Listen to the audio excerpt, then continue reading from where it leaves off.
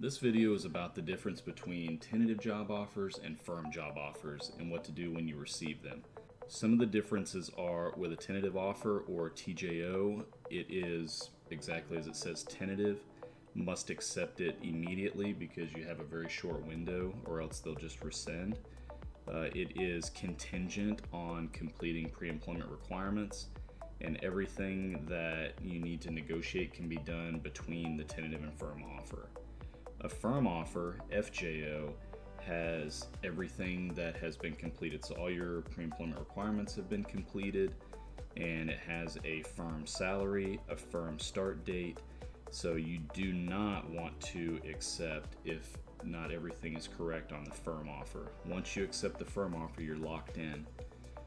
With both offers, you can decline at any time, and you can also accept multiple offers at any time. So if you have more than one application in, you get offers for both. You can go through the process with multiple positions at the same time and then choose to decline which one that you don't want at the end. Before we get started, you could help out by liking this video to help with the YouTube algorithm. Also subscribe to the channel and hit the notification bell so you can be notified of all the new videos that are uploaded, and share with anyone that could use this information.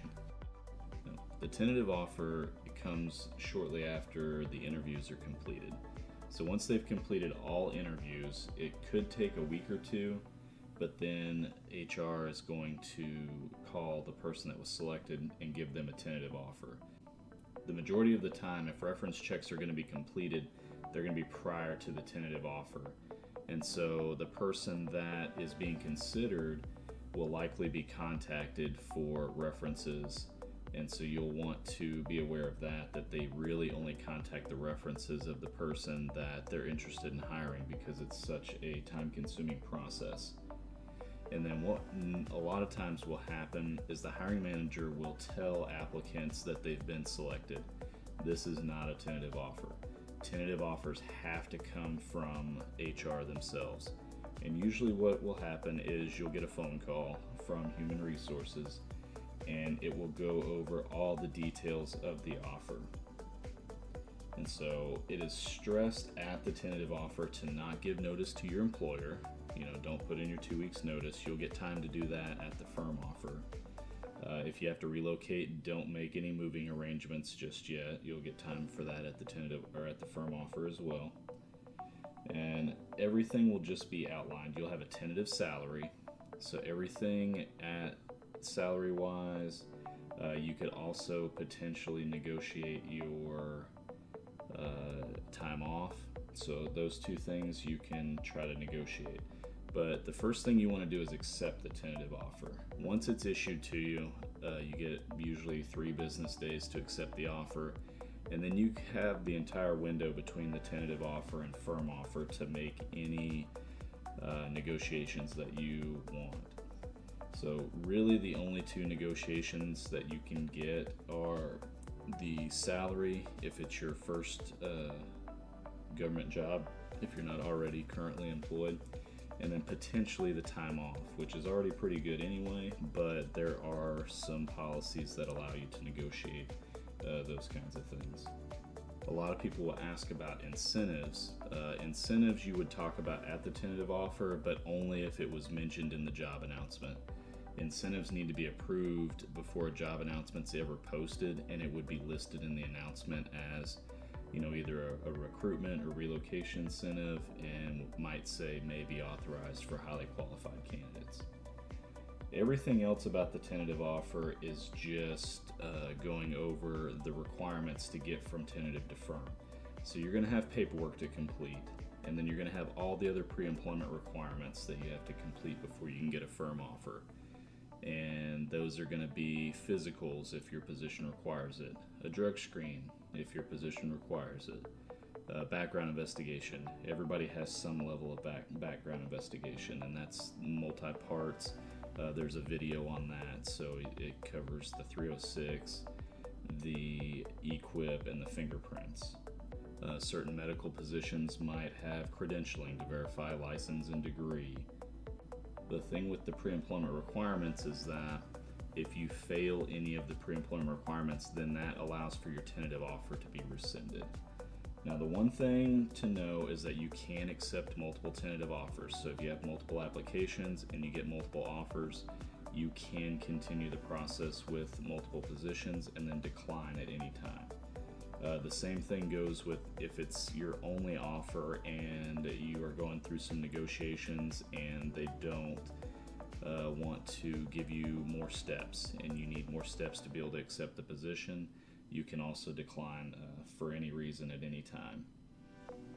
If you are to fail a pre-employment requirement and have your offer rescinded, you'll be notified, but it'll be very vague. So they will say, you failed your physical, but they won't tell you why you failed your physical, that kind of thing.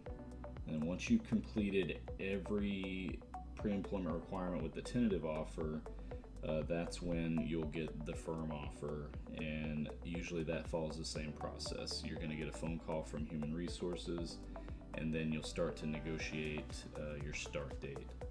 If you need help with the entire hiring process from start to finish, check out our book, Federal Hiring Advice, Your Guide to Government Jobs, available on Amazon.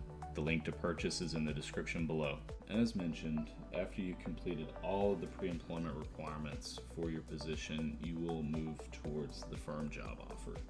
The difference between the firm job offer and the tentative job offer is that the tentative was an outline of everything that's required to get to the firm offer, and everything was essentially negotiable.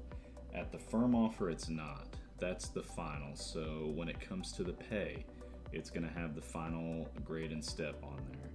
So if you're not okay with that grade and step, you either need to negotiate again, talk to HR before you accept the firm offer, or that might be the point where if they're not going to offer a salary that you need to be able to take the position, then you'll need to decline.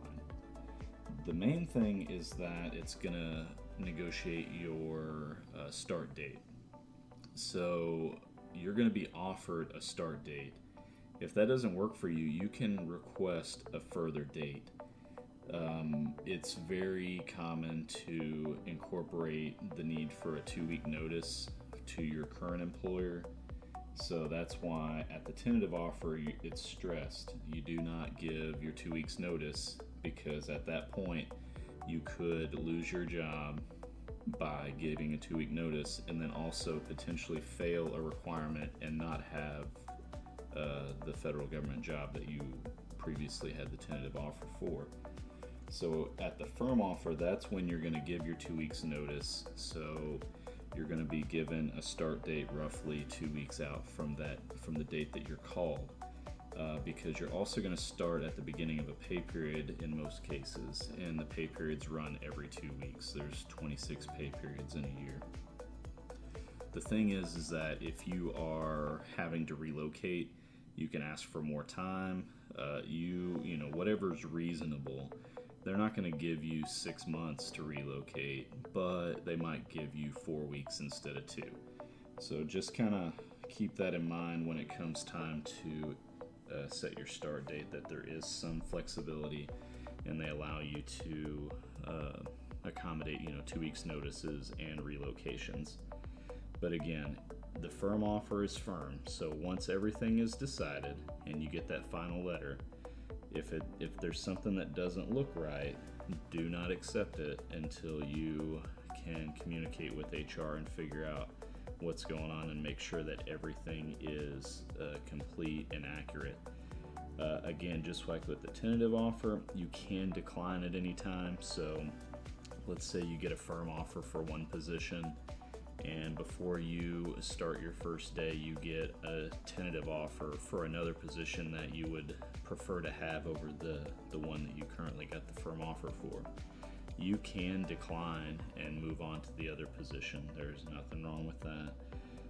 A lot of people they think that they're going to get banned or barred, but it really doesn't affect us in any way. HR is going to qualify and refer you for any job that you apply to. If you're applying for that same department, the hiring manager may remember that and decide not to hire you later, but there's nothing in policy that will prohibit you from reapplying to other positions and being considered just because you declined one after the firm offer. Now that we've gone over what a tentative offer is and what a firm offer is, let's recap. So the tentative job offer is tentative. Do not put in your 2 weeks notice, and make sure that you accept the offer as soon as you get it and then start negotiating. The tentative offer is going to go over your pre-employment requirements, and then once all requirements are complete, that's when you move on to the firm offer. The firm offer will have your firm salary. You will work out your start date, so once the offer comes, that will also be firm. But the same goes for both offers, is that you can decline at any time. So if at any time you feel like the job is not right for you, the salary isn't going to work, you get another offer, a better offer, you can always decline and move on. But thank you for watching the video. If you have any questions, go ahead and leave them in the comments and I'll do my best to answer. If you need to work one-on-one, you can visit the website at www.federalhiringadvice.com and we can schedule a time to meet.